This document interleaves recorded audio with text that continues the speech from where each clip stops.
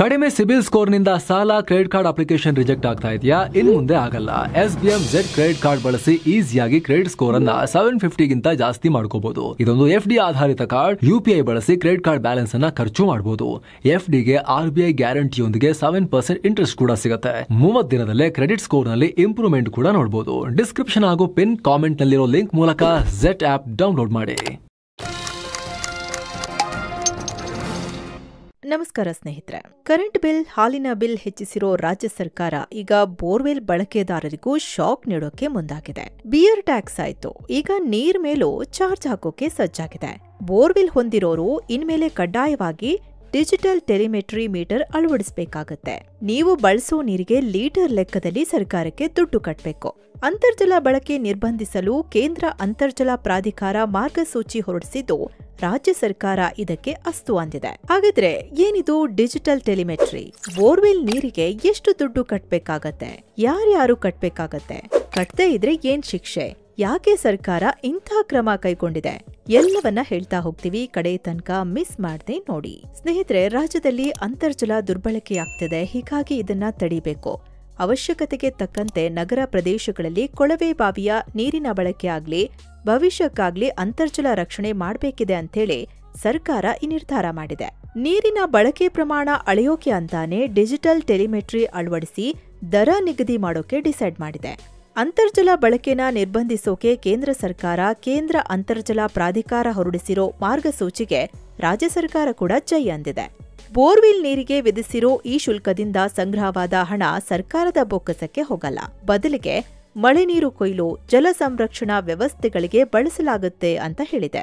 ಈ ಸಂಬಂಧ ಇತ್ತೀಚೆಗೆ ನಡೆದ ಸಚಿವ ಸಂಪುಟ ಸಭೆಯಲ್ಲಿ ಸಣ್ಣ ನೀರಾವರಿ ಇಲಾಖೆ ಮಂಡಿಸಿದ್ದ ಪ್ರಸ್ತಾವನೆಗೆ ಅನುಮೋದನೆ ಕೂಡ ಸಿಕ್ಕಿದೆ. ಆದ್ರೆ ಕೇಂದ್ರ ಅಂತರ್ಜಲ ಪ್ರಾಧಿಕಾರದ ಮಾರ್ಗಸೂಚಿಗೆ ರಾಜ್ಯ ಸರ್ಕಾರ ಕೆಲ ತಿದ್ದುಪಡಿ ತರೋಕೆ ಮುಂದಾಗಿದೆ. ಏನಿದು ಡಿಜಿಟಲ್ ಟೆಲಿಮೆಟ್ರಿ?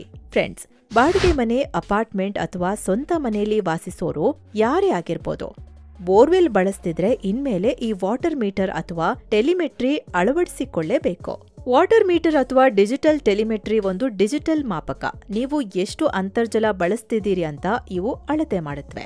ಆದ್ರೆ ಈ ವಾಟರ್ ಮೀಟರ್ ಮತ್ತು ಟೆಲಿಮೆಟ್ರಿ ಎರಡಕ್ಕೂ ಡಿಫ್ರೆನ್ಸ್ ಇದೆ. ಯಾರು ಯಾವುದನ್ನ ಬಳಸಬೇಕು ಅನ್ನೋದು ತಿಳ್ಕೊಳ್ಳೋದು ಇಂಪಾರ್ಟೆಂಟ್. ಸ್ವಂತ ಮನೆ ಇರೋರು ಅಥವಾ ಸಣ್ಣ ಪುಟ್ಟ ಅಪಾರ್ಟ್ಮೆಂಟ್ ಕಟ್ಕೊಂಡು ಕೂತಿರೋರು ವಾಟರ್ ಮೀಟರ್ ಬಳಸಬೇಕು. ಅಂದ್ರೆ ಸಣ್ಣ ಪ್ರಮಾಣದಲ್ಲಿ ಅಂತರ್ಜಲ ಬಳಸೋರು ಇದನ್ನ ತಮ್ಮ ಮನೆಯೊಳಗೆ ಇನ್ಸ್ಟಾಲ್ ಮಾಡ್ಕೋಬೇಕು.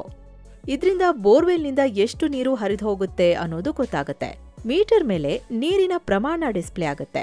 ಆದ್ರೆ ದೊಡ್ಡ ದೊಡ್ಡ ಕಟ್ಟಡ, ಕೈಗಾರಿಕೆಗಳಲ್ಲಿ ದೊಡ್ಡ ಪ್ರಮಾಣದಲ್ಲಿ ಅಂತರ್ಜಲ ಬಳಸಲಾಗುತ್ತೆ. ಸೊ ಅಂಥ ಜಾಗದಲ್ಲಿ ಈ ಡಿಜಿಟಲ್ ಟೆಲಿಮೆಟ್ರಿ ಅಳವಡಿಸಬೇಕು.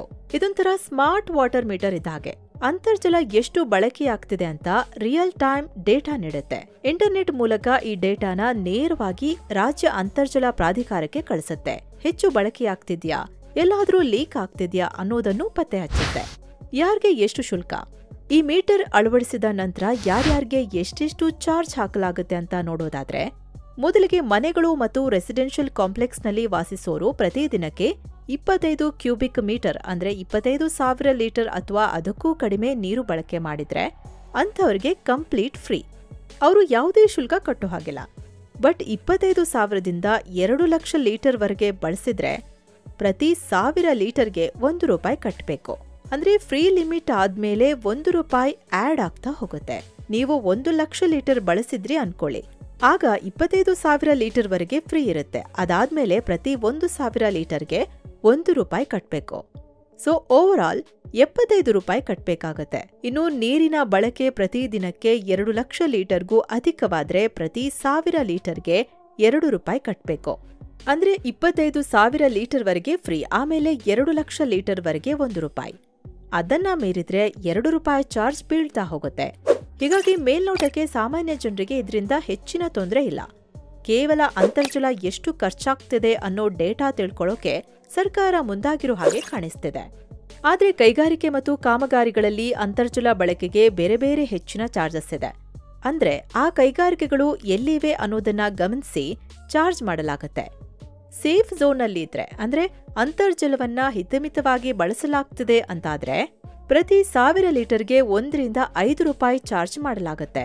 ಅದೇ ಕೈಗಾರಿಕೆಗಳು ಸೆಮಿ ಕ್ರಿಟಿಕಲ್ ಝೋನ್ನಲ್ಲಿದ್ರೆ ಅಂದ್ರೆ ಅಂತರ್ಜಲವನ್ನ ಅತಿಯಾಗಿ ಬಳಸೋದು ಶುರುವಾಗಿದೆ ಅಂತಾದ್ರೆ ಅಂಥ ಜಾಗದಲ್ಲಿ ಪ್ರತಿ 1,000 ಲೀಟರ್ಗೆ 2 ರಿಂದ 8 ರೂಪಾಯಿ ಚಾರ್ಜ್ ಮಾಡಲಾಗುತ್ತೆ.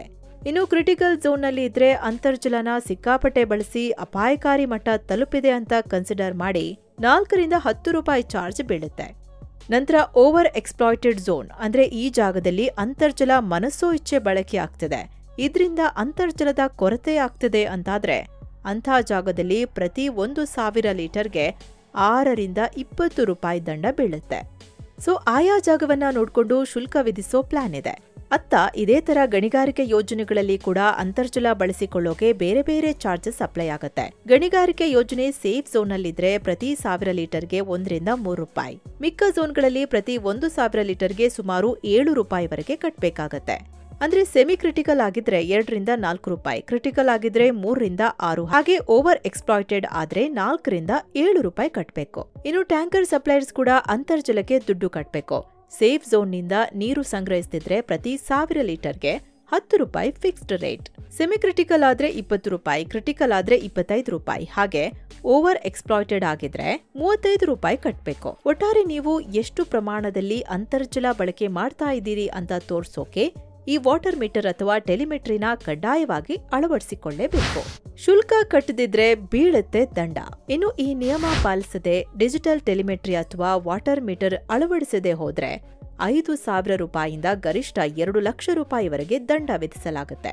ಅಂದ್ರೆ ಪ್ರತಿದಿನ 200 ಕಿಲೋ ಲೀಟರ್ನಿಂದ 5,000 ಕಿಲೋ ಲೀಟರ್ ಹಾಗೂ ಅದಕ್ಕೂ ಹೆಚ್ಚು, ಹೀಗೆ ನೀವು ಎಷ್ಟು ಪ್ರಮಾಣದಲ್ಲಿ ನೀರು ಬಳಸ್ತಿರೋ ಅಷ್ಟು ಫೈನ್ ಕಟ್ಟಬೇಕಾಗತ್ತೆ. ಅದೇ ಈ ಎಲ್ಲಾ ನಿಯಮಗಳನ್ನ ಕಟ್ಟುನಿಟ್ಟಾಗಿ ಪಾಲಿಸಿದ್ರೆ ಅಂತರ್ಜಲ ಬಳಕೆ ಚಾರ್ಜಸ್ನಲ್ಲಿ ನಿಮಗೆ 50% ಡಿಸ್ಕೌಂಟ್ ಕೂಡ ಸಿಗುತ್ತೆ. ಅಂದಹಾಗೆ 2011 ಮತ್ತು 2012ರ ನಿಯಮದ ಪ್ರಕಾರ ಎನ್ಒಸಿ ಕಡ್ಡಾಯವಿತ್ತು.